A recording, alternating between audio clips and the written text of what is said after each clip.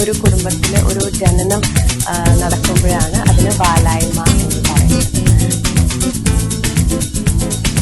വാലായ്മ എന്ന് പറയുന്നത് ഒരു ടൈപ്പ് ഓഫ് ക്വാറന്റൈൻ തന്നെയാണ്.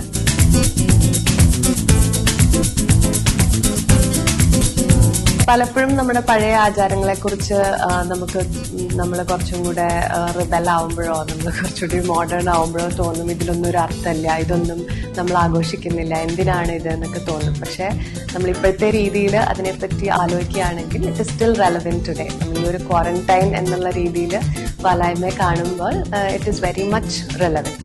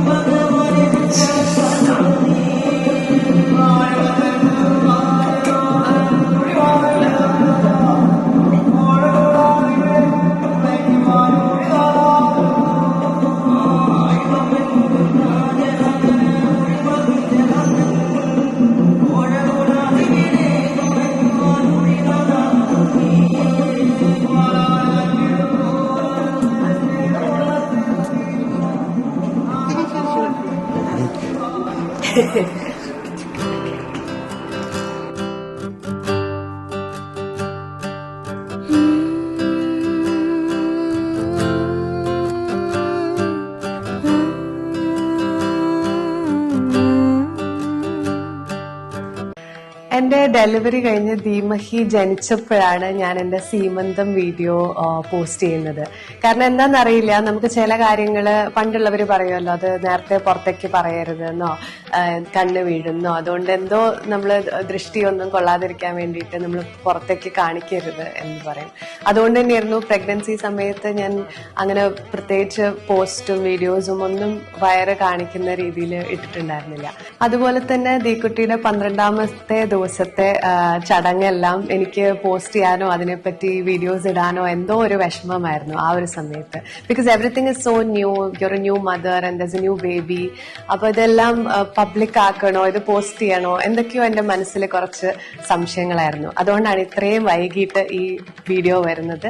ദീക്കുട്ടിയുടെ 12ാമത്തെ ദിവസത്തെ ചടങ്ങിനെ പറ്റിയാണ് ഇന്നത്തെ വീഡിയോ.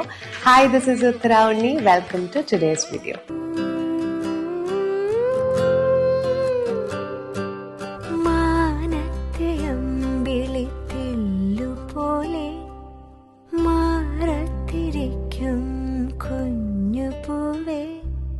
അമ്മയ്ക്കു നീയൊരു താരാട്ടുപാട്ടിന്റെ കൺമണി പൂങ്കരള്, വളര് കൈ വളര് തങ്ക പൂങ്കാൽ വളര് താഴമ്പൂമേ വളര്, നാളേക്കൊരു നിധിയല്ലേ നീ. കൈ വളര് തങ്ക പൂങ്കാൽ വളര് താഴമ്പൂമേ വളര്, നാളേക്കൊരു നിധിയല്ലേ നീ. ഒരു കുടുംബത്തില് ഒരു മരണം സംഭവിക്കുമ്പോഴാണ് നമ്മൾ പുല ആചരിക്കുന്നത്. പുല എന്നും പെല എന്നും പറയാറുണ്ട്. അതേപോലെ തന്നെ ഒരു കുടുംബത്തില് ഒരു ജനനം നടക്കുമ്പോഴാണ് അതിന് വാലായ്മ എന്ന് പറയുന്നത്. സത്യം പറഞ്ഞാൽ പണ്ട് കാലത്ത് വീട്ടിലായിരുന്നു പ്രസവം നടന്നിട്ടുണ്ടായിരുന്നത്, വീടുകളിൽ തന്നെയായിരുന്നു. അപ്പോൾ വീട്ടില് ഒരു പ്രസവം നടന്നു കഴിഞ്ഞാൽ ആ അന്തരീക്ഷം ഏറ്റവും കൂടുതൽ നമ്മൾ അണുവിമുക്തമാക്കി വെക്കണം, ഏറ്റവും ശുദ്ധമാക്കി വെക്കണം എന്ന് പറയും. കാരണം അമ്മയ്ക്കും കുഞ്ഞിനും ആ സമയത്ത് ഇമ്മ്യൂണിറ്റി വളരെ കുറവായിരിക്കും, വളരെ വീക്കായിട്ടായിരിക്കും. നമ്മൾ പ്രസവിക്കുമ്പോൾ നമ്മുടെ എല്ലാ ന്യൂട്രീഷനും കുട്ടി കൊണ്ടുപോകും എന്ന് പറയും. പക്ഷെ കുട്ടിയും ഈ ഭൂമിയിലേക്ക് ആദ്യമായിട്ട് വരികയാണ്. അപ്പോൾ there are high chances of getting infected. അപ്പോൾ ചുമ, ജലദോഷം, പനി അങ്ങനത്തെ അസുഖങ്ങൾ പെട്ടെന്ന് പകരാനുള്ള ചാൻസസ് ഉണ്ട്. അതുകൊണ്ട് തന്നെ നമ്മൾ ആ അന്തരീക്ഷം ഏറ്റവും കൂടുതൽ വൃത്തിയാക്കി ക്ലീനാക്കി വെക്കണം എന്ന് പറയും.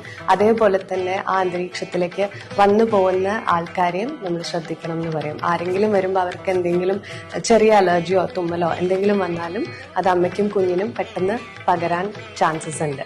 അതുകൊണ്ടാണ് അന്ന് കാലത്ത് നമ്മൾ വീടിന് പുറത്തേക്ക് ഇറങ്ങരുതെന്നും വീട്ടിലേക്ക് അധികം ആൾക്കാർ വരരുതും എന്നും പറഞ്ഞിട്ടുണ്ടായിരുന്നത്. അന്ന് കാലത്ത് മേ ബി പുറത്ത് പോവാന്ന് പറയുന്നത് ക്ഷേത്രങ്ങളിൽ പോലെ ആയിരിക്കണം അവിടുത്തെ കൂടുതൽ തിരക്ക് വരുന്ന ഒരു സ്ഥലം. അപ്പൊ അമ്പലങ്ങളിൽ പോകുമ്പോൾ, തിരക്കുള്ള സ്ഥലങ്ങളിൽ പോകുമ്പോൾ ഇതുപോലത്തെ അസുഖങ്ങൾ വരാൻ കൂടുതൽ ചാൻസസ് ഉള്ളതുകൊണ്ടാണ് അമ്പലത്തിൽ കയറരുത് എന്നും പറഞ്ഞിട്ടുണ്ടായിരുന്നത്. അപ്പൊ ശരിക്കും പറഞ്ഞു കഴിഞ്ഞാൽ വാലായ്മ എന്ന് പറയുന്നത് ഒരു ടൈപ്പ് ഓഫ് ക്വാറന്റൈൻ തന്നെയാണ്. നമ്മൾ ഏറ്റവും സുരക്ഷമായിട്ടും വേറെ കോണ്ടാക്ട് ഇല്ലാണ്ട്, ഫിസിക്കൽ കോണ്ടാക്ട് ഇല്ലാതെ നമ്മളുടെ വീട്ടിനുള്ളിൽ കുറച്ച് ദിവസം ക്വാറന്റൈൻ ചെയ്യുന്ന മെത്തേഡിനെയാണ് ശരിക്കും നമ്മൾ വാലായ്മ എന്ന് പറയുന്നത്. പ്രസവത്തിന് ശേഷം ഞങ്ങളുടെ കുടുംബത്തിലെ വാലായ്മ ആചരിച്ചതിനെ പറ്റി പറയാം. 12ാമത്തെ ദിവസമാണ് ഞങ്ങൾ ആചരിച്ചിരുന്നത്. പല വീടുകളിലും പല രീതിയിലാണത് ചെയ്യാറുള്ളത്. ചിലർ 16-നായിരിക്കും, ചിലർ 10-നായിരിക്കും. അത് ഓരോരുത്തരുടെ രീതി പ്രകാരം വ്യത്യാസങ്ങൾ ഉണ്ടാവും. അപ്പോൾ 12ാമത്തെ ദിവസമാണ് ഞങ്ങൾ ആചരിച്ചത്. 11 ദിവസം ക്വാറന്റൈൻ ചെയ്തിട്ട് ഹോസ്പിറ്റലിൽ നിന്ന് വന്നതിന് ശേഷം നമ്മൾ ഗസ്റ്റിനെ പോലും അധികം എന്റർടൈൻ ചെയ്യരുതെന്ന് പറയും. പണ്ട് കാലത്ത് കൂട്ടുകുടുംബങ്ങളൊക്കെ ആവുമ്പോഴും ഒരുപാട് ആൾക്കാർ വന്നും പോയും ഒക്കെ ഇരിക്കുമല്ലോ. അപ്പോൾ കൂടുതൽ കോണ്ടാക്ട് ഇല്ലാത്ത രീതിയിൽ അമ്മയും കുഞ്ഞും പ്രസവിച്ചതിന് ശേഷം ഒരു മുറിയിൽ സെപ്പറേറ്റ് ആയിട്ട് ഇരിക്കണം എന്ന് പറയും. അപ്പോൾ അങ്ങനെ 11ാമത്തെ ദിവസം കഴിഞ്ഞ് 12ാമത്തെ ദിവസം നമ്മളുടെ വീട്ടിലേക്ക് നമ്പൂതിരിമാർ വന്നു. 5 നമ്പൂതിരിമാരാണ് വന്നത്. അവർ വന്നതിന് ശേഷം ശുദ്ധജലത്തിൽ ദർഭ മുക്കിയിട്ട് മന്ത്രങ്ങൾ ജപിച്ചതിന് ശേഷം വീടിന് ചുറ്റും പുണ്യാഹം തെളിച്ചു. അപ്പോൾ വീടിന്റെ പരിസരവും എല്ലാം ശുദ്ധമാവും എന്നാണ് നമ്മളുടെ വിശ്വാസം. അതിനുശേഷമുള്ള ആചാരം എന്ന് പറഞ്ഞു കഴിഞ്ഞാൽ നമ്മൾക്ക് ഏറ്റവും ഇഷ്ടപ്പെട്ട ഭഗവാന്റെ വിഗ്രഹം അവിടെ വെക്കണം. അപ്പൊ ഞങ്ങളെല്ലാവരും ഗുരുവായൂർ ഭക്തരായോണ്ടും ഗുരുവായൂരപ്പന് സമർപ്പിച്ചവരാണെന്നാണ് നമ്മുടെ വിശ്വാസം. അതായത് നട കടത്തുക എന്നുള്ളൊരു ചടങ്ങുണ്ട്. ഗുരുവായൂർ നമ്മൾ കുട്ടീനെ നടയിൽ വെച്ചിട്ട് തിരിഞ്ഞ് നടന്നു പോകുമ്പോൾ ഭഗവാൻ നമുക്ക് കൊണ്ടുതരും എന്നാണ് പറയാ. അവിടുത്തെ തിരുമേനി വന്നിട്ട് കുഞ്ഞിനെ നമ്മളുടെ കയ്യിലേക്ക് തരും എന്നാണ് വിശ്വാസം. അപ്പൊ അങ്ങനെ എന്നെയും വീട്ടിലെല്ലാവരെയും അങ്ങനെ നട കടത്തിയിട്ടുള്ളതുകൊണ്ട് ഞങ്ങൾ കൃഷ്ണന്റെ വിഗ്രഹമാണ് അവിടെ വെച്ചത്. കൃഷ്ണ വിഗ്രഹം വെച്ചതിന് ശേഷം ധീമഹി കുട്ടീനെ അവിടെ കൊണ്ടുപോയി കിടത്തി. കുട്ടിയുടെ അച്ഛനാണ് കൊണ്ടുപോയി കിടത്തേണ്ടത്. അപ്പോൾ എൻ്റെ ഹസ്ബൻഡ് കൊണ്ടുപോയിട്ട് കിടത്തി. വസ്ത്രമൊന്നും ധരിക്കാതെ, ചരട് പോലും കെട്ടാതെ ആണ് കുഞ്ഞിനെ കിടത്തേണ്ടത് കുളിപ്പിച്ചതിന് ശേഷം. അങ്ങനെ കുളിപ്പിച്ചിട്ട് ഭഗവാന്റെ മുമ്പിൽ കൊണ്ടുപോയി കിടത്തി. കുറച്ച് നേരം നമ്മൾ എന്നിട്ട് തിരിഞ്ഞു നോക്കാതെ നടന്ന് മുറിയിലേക്ക് പോകണം എന്നാണ് പറയുക. അപ്പൊ തിരിഞ്ഞു നോക്കാതെ നടന്നു പോയതിന് ശേഷം മന്ത്രം ജപിച്ചതിന് ശേഷം നമ്പൂതിരി കുഞ്ഞിനെ എടുത്തിട്ട് അമ്മയുടെ കയ്യിൽ കൊണ്ടുതരും. അപ്പൊ അങ്ങനെ എൻ്റെ കയ്യിലേക്ക് കൊണ്ടുതന്നു. അപ്പൊ നമ്മളുടെ വിശ്വാസം നമ്മൾ തിരിഞ്ഞു നോക്കിയില്ലെങ്കിലും ഭഗവാൻ നോക്കിക്കോളും എന്നാണ്. അപ്പൊ ഗുരുവായൂരപ്പനായിട്ട് നമ്മൾ സമർപ്പിക്കുകയാണ് കുഞ്ഞിനെ. എന്ത് ബുദ്ധിമുട്ട് ഇനിയുള്ള ഫ്യൂച്ചറിൽ വന്നാലും അമ്മയും അച്ഛനും ഇല്ലാത്ത കാലത്തും അമ്മയ്ക്കും അച്ഛനും ശ്രദ്ധിക്കാൻ പറ്റാത്ത സമയത്തും ഭഗവാന്റെ കണ്ണ് അവിടെ ഉണ്ടാവും, ഭഗവാൻ നോക്കിക്കോളും എന്നുള്ളൊരു വിശ്വാസമാണ്.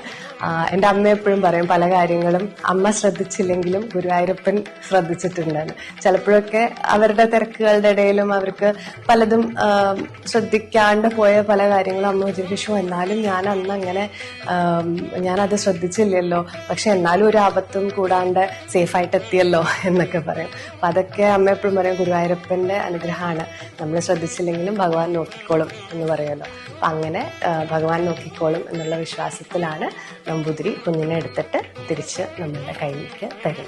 പലപ്പോഴും നമ്മുടെ പഴയ ആചാരങ്ങളെ കുറിച്ച് നമ്മൾ കുറച്ചും കൂടെ റിബൽ ആവുമ്പോഴോ നമ്മൾ കുറച്ചുകൂടി മോഡേൺ ആവുമ്പോഴോ തോന്നും ഇതിലൊന്നും ഒരു അർത്ഥമില്ല, ഇതൊന്നും നമ്മൾ ആഘോഷിക്കുന്നില്ല, എന്തിനാണ് ഇത് എന്നൊക്കെ തോന്നും. പക്ഷെ നമ്മൾ ഇപ്പോഴത്തെ രീതിയിൽ അതിനെപ്പറ്റി ആലോചിക്കുകയാണെങ്കിൽ it is still relevant today. നമ്മൾ ഈ ഒരു ക്വാറന്റൈൻ എന്നുള്ള രീതിയിൽ വാലായ്മയെ കാണുമ്പോൾ it is very much relevant. നമ്മളിപ്പോൾ ഹോസ്പിറ്റലിലാണ് പ്രസവിക്കുന്നതെന്ന് വെച്ചാലും അണുവിമുക്തമായിട്ടിരിക്കുകയെന്നും അധികം ആൾക്കാരായിട്ട് കോണ്ടാക്ട് ഇല്ലാണ്ടിരിക്കുകയെന്നും ആ ഒരു കുറച്ച് ദിവസങ്ങളിൽ നമ്മുടെ ഒരു ഇമ്മ്യൂണിറ്റി ഒക്കെ തിരിച്ചു കിട്ടുന്നവരെ നമ്മളത് വളരെയധികം സൂക്ഷിക്കണം. അപ്പോൾ ഇറ്റ് ഓൾ മേക്ക് സെൻസ്. നമ്മുടെ പണ്ടത്തെ കാര്യങ്ങൾ ആലോചിക്കുമ്പോൾ സയന്റിഫിക്കലി പല കാര്യങ്ങളും ഇന്നും ശരിയാണ് എന്ന് നമുക്ക് തോന്നും. അപ്പോൾ ഇന്നത്തെ വീഡിയോ കുറച്ചെങ്കിലും ആർക്കെങ്കിലും യൂസ്ഫുൾ ആയിട്ടുണ്ടെന്ന് വിശ്വസിക്കുന്നു. Thank you so much for watching and see you in the next one. മാനത്തെ അമ്പിളി തെല്ലുപോലെ